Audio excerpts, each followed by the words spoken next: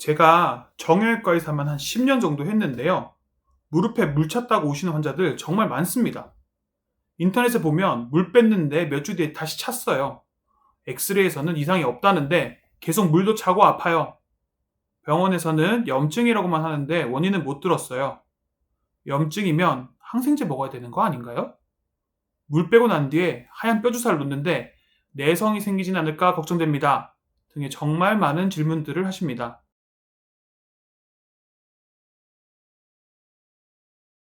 10년 동안 무릎 아픈 환자들을 진료해왔던 입장에서 보면 어떤 말은 맞고 어떤 말은 틀렸습니다. 아마 이 영상을 보시는 분들 중에서도 무릎에 물이 차고 계속 무릎이 아파서 뭐라도 해봐야 되나 이런 생각으로 집 가까운 병원에서 물도 빼고 주사 맞으신 분들 정말 많으실 겁니다. 근데 막상 병원 가면 물 빼고 주사 맞으세요? 다음 주에 또 와서 주사 맞으세요? 이런 경우가 많죠. 그래서 좀 더 헷갈리셨을 거예요. 이거 진짜 치료되는 거 맞나 싶어서요. 그래서 오늘은 정말 솔직하게 무릎 물찬 분들을 제가 직접 치료해 보면서 환자분들이 가장 궁금해 하셨던 질문들, 그리고 요즘 병원들에서 하는 많은 치료들의 현실을 전부 솔직하게 말씀드릴 거고요.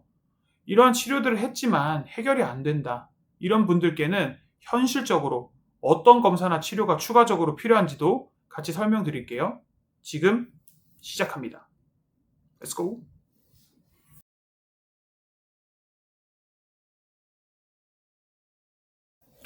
자, 먼저 가장 기본적인 것부터 짚고 넘어가겠습니다.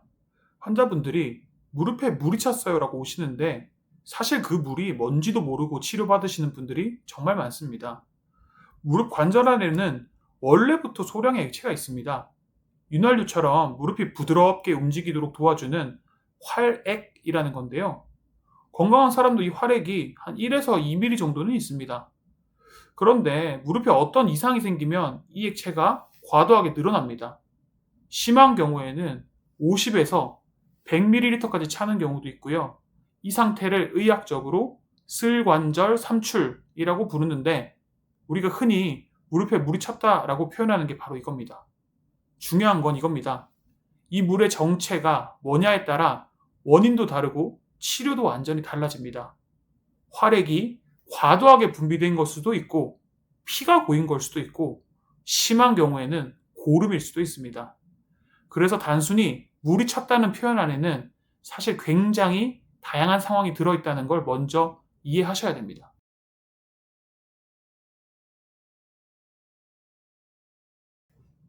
그럼 물이 왜 차는 걸까요? 쉽게 설명하면 이렇습니다. 무릎 안쪽에는 관절을 둘러싼 활막이 있는데요. 이 활막이 자극을 받으면 뭔가 이상이 있구나 하고 활액을 과도하게 만들어냅니다. 그러면서 혈관 투과성도 높아져서 혈액 속의 수분과 단백질이 관절 안으로 스며들기 시작합니다.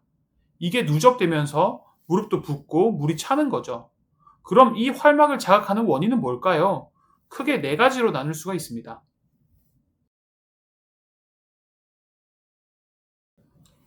첫째, 퇴행성 변화입니다. 나이가 들면서 연골이 닳고 거기에서 떨어져 나온 연골 조각들이 이 활막을 자극하게 됩니다. 무릎 관절염 환자분들에서 물이 차는 가장 흔한 이유가 바로 이겁니다. 둘째, 외상입니다. 십자인대, 반월상 연골이 찢어졌거나 연골에 손상이 생기면 이 피가 관절 안으로 고이거나 염증 반응이 생기면서 이렇게 무릎에 물이 차게 됩니다. 특히 다친 직후 몇 시간 내에 무릎이 크게 부어오른다면 이건 피가 고인 혈관절일 가능성이 높고 이때는 십자인대나 연골 손상 같은 구조적인 문제가 동반된 경우가 굉장히 많습니다. 셋째, 염증성 관절 질환입니다.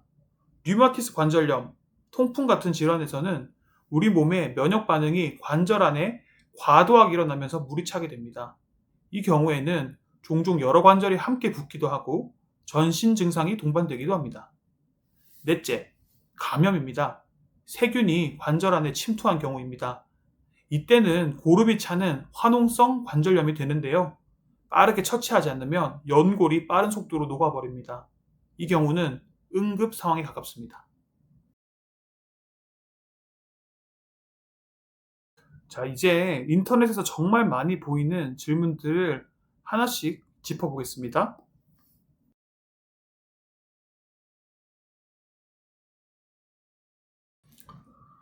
이 질문 정말 많이 하십니다. 그리고 이 말에는 굉장히 많은 오해가 있습니다. 엑스레이는 뼈와 전반적인 구조를 보는 검사입니다. 연골, 반월상 연골, 인대, 활막 같은 구조물들은 엑스레이에서는 정확하게 보이지는 않습니다. 연골이 아주 많이 다른 심한 관절염 정도에서만 이 큰 차이를 보이는데요. 그래서 엑스레이가 정상이란 말은 뼈에 골절이나 심각한 변형이 없다 이런 뜻이지 무릎에 아무런 문제가 없다는 말은 아닙니다. 반복적으로 물이 차거나 통증이 지속된다면 MRI 검사가 필요합니다. 미국 영상의학회 가이드라인에서도 원인 불명의 슬관절 삼출에서는 MRI가 필요하다고 명시하고 있습니다.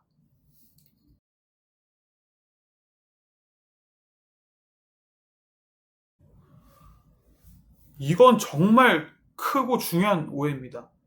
염증과 감염은 다릅니다. 항생제는 세균이 원인인 감염성 염증에 쓰는 약이고, 이 무릎에 물이 차는 대부분의 원인은 퇴행성 변화나 이 기계적 자극에 의해서 생기는 비감염성 염증입니다. 여기에 항생제를 쓰는 건 의미가 없죠. 여기서는 세균을 죽이는 항생제가 아닌 염증을 줄여주는 소염제를 써야 하는 것이죠. 많은 분들이 소염제요? 저는 진통 소염제는 안 먹고 싶어요. 이러면서 약 처방을 거부하시곤 하는데 소염제는 관절염 치료에 가장 중요한 근간이 되는 치료이며 효과가 굉장히 뛰어납니다. 그래서 다음에 제가 추후에 이 소염제에 대한 영상을 따로 다루도록 하겠습니다. 반대로 이 화농성 관절염처럼 실제로 세균 감염이 원인일 때는 항생제와 이 배액이 반드시 필요합니다. 그래서 염증이란 말을 들었을 때 어떤 종류의 염증인지를 여쭤보시는 게 맞을 것 같습니다. 정확한 구분을 위해서는 관절에 그렇게 뽑아가지고 세균 수를 보거나 균 배양 검사를 하거나 현미경으로 어떤 통풍 결절 등이 있는지를 보는 그런 검사를 해보는 것이 좋겠습니다.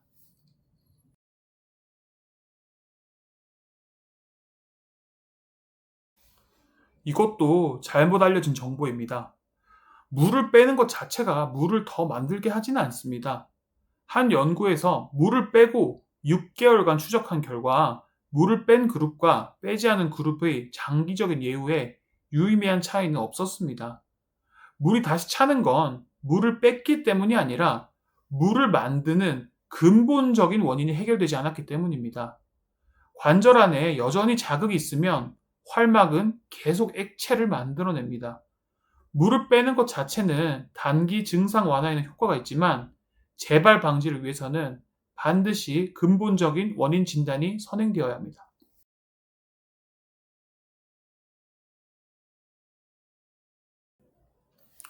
이것도 많이들 걱정하십니다. 일부는 맞고 일부는 좀 과도한 걱정입니다. 우선 스테로이드 관절 주사는 아주 뛰어난 소염제로 염증을 가라앉히는데 가장 좋은 약제 중의 하나입니다. 스테로이드 관절 주사가 단기적으로 통증과 염증을 줄이는 데 효과가 있다는 것이 잘 설계된 메타 분석으로 확인되어 있습니다. 2024년에 발표된 체계적 문헌 고찰에서는 관절각 내 스테로이드 주사가 6주 이내 단기에서는 통증과 기능 개선에 임상적으로 유의미한 효과가 있다고 결론 내렸습니다. 그러나 6주 이후로부터는 그 효과가 유의미하게 줄어든다는 것도 같은 연구에서 확인되었습니다. 관절염에 대한 세계적인 논문인 ORC 가이드라인에서도 관절각 내 스테로이드를 1차 보존 치료에 포함시키지만 그 효과가 주로 초기에 집중되며 6개월을 넘기기는 어렵다고 명시를 하고 있습니다. 내성에 대해서는 약물 내성이라는 개념보다는 반복 투여 시에 효과가 좀 줄어들 수가 있고 통상적으로 한 관절에 한 3개월에 1회 이상 맞는 것을 너무 자주 맞는다고 얘기를 하는데요. 그렇게 너무 자주 맞게 되면 이 연골에 좀 부정적인 영향을 줄 수 있다는 것이 정확한 표현입니다. 무조건 맞으면 안 된다는 게 아니라 적절한 간격과 적응증에 맞게 사용을 해야 된다는 것이죠.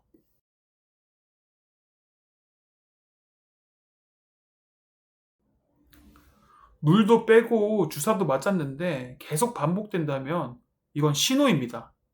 증상 완화 치료만 반복하는 단계에서 원인 진단 단계로 넘어가야 한다는 신호요. 구체적으로는 이렇습니다. 첫째, 관절액 분석입니다. 물을 뺄 때 그냥 버리지 않고 이걸 모아서 세포수 측정, 균 배양, 결정 분석 등을 의뢰해야 합니다.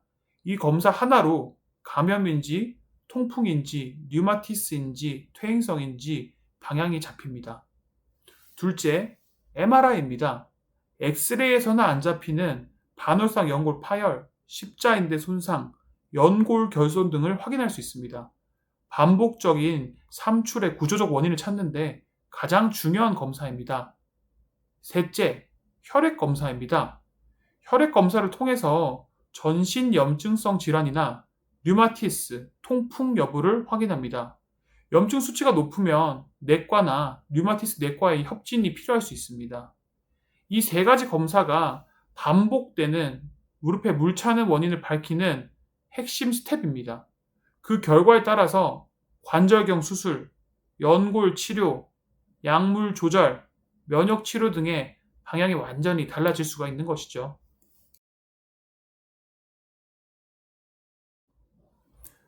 정리하겠습니다. 무릎에 물이 찼을 때 물을 빼고 주사를 맞는 치료는 증상 완화에 분명히 의미가 있습니다. 잘못된 치료가 아닙니다.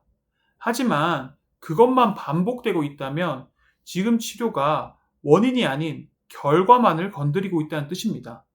물이 왜 계속 차는지, 어떤 조직이 활막을 자극하고 있는지 그 원인을 찾는 게 진짜 치료의 시작입니다. 오늘 영상이 여러분들의 무릎 상태를 좀 더 정확하게 이해하고 의사 선생님께 제대로 질문을 할 수 있는데 도움이 되었으면 좋겠습니다. 궁금한 점은 댓글로 달아주세요. 다음 영상에서 뵙겠습니다. 감사합니다.